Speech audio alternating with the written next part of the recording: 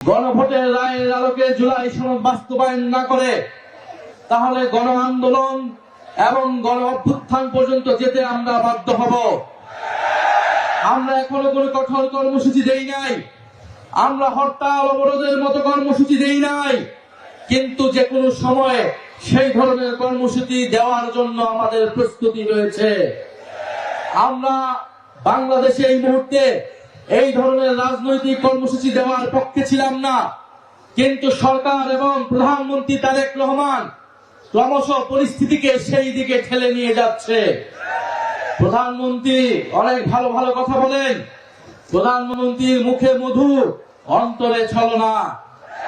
কারণ আমরা দেখলাম যেই গণভোটের পক্ষে, যেই জুলাই সনদের পক্ষে তিনি হেল প্রচারণা করলেন, নির্বাচনের ফলাফলের পরে 70% জনগণ গণভোটে সংস্কারের পক্ষে রায় দেওয়া সত্ত্বেও তিনি জুলাই সনদ বাস্তবায়ন করছেন না।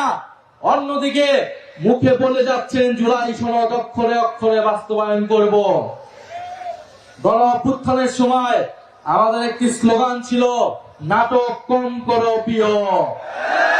তারেক রহমানকেও বলে দিচ্ছি, নাটক কম করেন প্রিয়।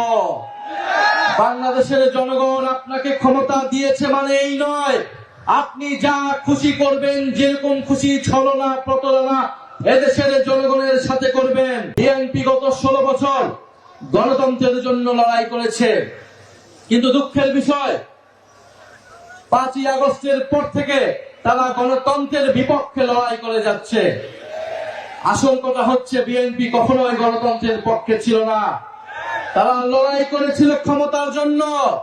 তারা গণ অভ্যুত্থানে আমাদের সাথে কাঁধ মিলিয়েছিল ক্ষমতার জন্য, নিজেদের স্বার্থ হাসিলের জন্য।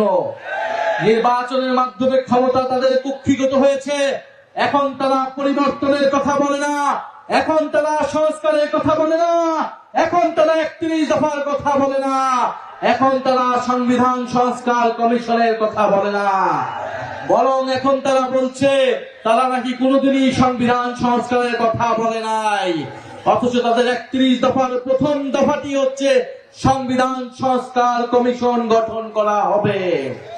অতএব সংবিধান সংশোধন কমিটির নামে যে প্রহসন এই জাতির সাথে করা হচ্ছে, শেখ হাসিনা এই ধরনের প্রহসন করে আজকে তার পরিণতি হয়েছে সে দিল্লিতে আছে।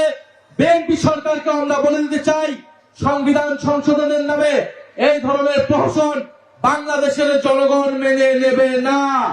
সংবিধান সংস্কার করতে হবে। যদি আপনারা সংস্কারেও রাজি না হন, আমরা নতুন সংবিধানের দাবি উঠাবো, আমরা নতুন গণপরিষদ নির্বাচনের দাবি উঠাবো। ফলে ভুলে গেলে চলবে না, ঐক্যমত কমিশনে আপনারা ঐক্যমত হয়েছিলেন গণভোটের পক্ষে, সংবিধান সংস্কারের পক্ষে। প্রিয় বরিশালবাসী, আমরা জানি বরিশালে কর্মসংস্থান নাই, বরিশালের মানুষ ঢাকায় গিয়ে অনেক কষ্ট করে জীবন যাপন করে। বিএনপি সরকার তাদের ইশতেহারে বলেছিল 18 মাসে তারা 1 কোটি কর্মসংস্থান নিশ্চিত করবে। 5 মাস হয়ে গিয়েছে, কয়টি কর্মসংস্থান নিশ্চিত হয়েছে? কয়টি চাকরি নিশ্চিত হয়েছে? হয়েছে চাঁদাবাজি নিশ্চিত হয়েছে কিনা?